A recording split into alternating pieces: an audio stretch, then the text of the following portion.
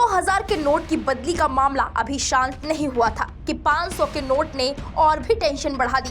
चलिए ये मान लेते हैं कि किसी तरह से 2000 के नोट से पार पा लेंगे, लेकिन 500 के नोट से कैसे निपटेंगे? 500 के नोट को लेकर जो मुसीबत आई है उससे तो आरबीआई भी परेशान है। अब सोचिए, जब आरबीआई की टेंशन बढ़ गई है तो आपका क्या हाल होगा। दरअसल बाजार में नकली नोटों की समस्या बढ़ती ही जा रही है।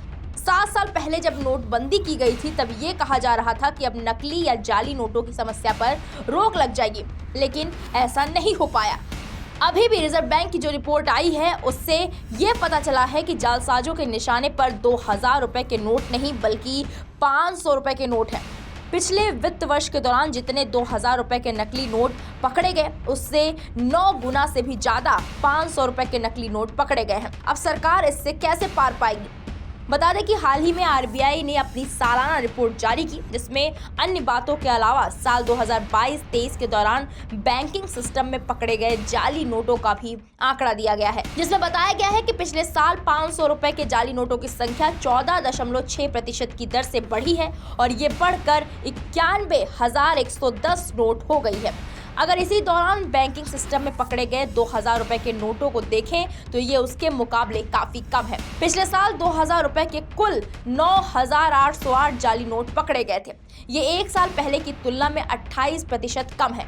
मतलब कि जाली नोट छापने और चलाने वालों ने अपना ध्यान 500 रुपए के नोटों पर लगा दिया है। अगर सर्कुलेशन की बात करें तो सबसे ज्यादा सर्कुलेशन में 10 रुपए और 500 रुपए के नोट मौजूद है। 31 मार्च 2023 तक वॉल्यूम के हिसाब से देश के कुल करेंसी सर्कुलेशन का 37.9% 500 के नोट है। इसके बाद 10 रुपए के नोट की हिस्सेदारी 19.2% है। ऐसे में 500 रुपए के नकली नोटों के सिस्टम से साफ करना आरबीआई की बड़ी जिम्मेदारी है। अब सवाल ये उठता है कि बाजार में कहां से नकली नोट आ रहे हैं? क्या देश में ही इसे छापा जा रहा है या फिर इसका कोई विदेशी कनेक्शन भी है? अगर आप भारत के नेशनल इन्वेस्टिंग एजेंसी यानी कि एनआईए में पंजीकृत मामलों पर ध्यान दें तो आपको कुछ सुराग मिलेगा। पिछले कुछ सालों के दौरान एनआईए ने नकली नोटों के अधिकतर मामले गुजरात, महाराष्ट्र और कुछ अन्य राज्यों में दर्ज किए। एनआईए के सूत्रों के हवाले से खबर आई कि इन मामलों में से अधिकतर के पाकिस्तानी कनेक्शन मिले हैं। बैंक से जुड़े आधिकारिक सूत्र बताते हैं कि हाल के वर्षों में जो नकली नोट सामने आ रहे हैं उनकी क्वालिटी बेहद उम्दा है। आम इंसान असल और नकल का फर्क आसानी से नहीं कर सकता, वो तो लेजर मशीनों से ही आसानी में पकड़ में आ सकती है। ऐसे अधिकतर नोटों का सोर्स पाकिस्तान से मिलता है। ये छपते हैं पाकिस्तान में, फिर ये सीधे पाकिस्तान से या फिर नेपाल के रास्ते भारत आ रहे हैं। नकली नोट किसी भी अर्थव्यवस्था के लिए घातक होते हैं। इस पर पार पाना सरकार के लिए बहुत बड़ी चुनौती है। सरकारी अमले कहते रहते हैं कि आम आदमी को जागरूक किया जा रहा है, उन्हें असली और नकली नोट के फीचर्स के बारे में बताया जा रहा है।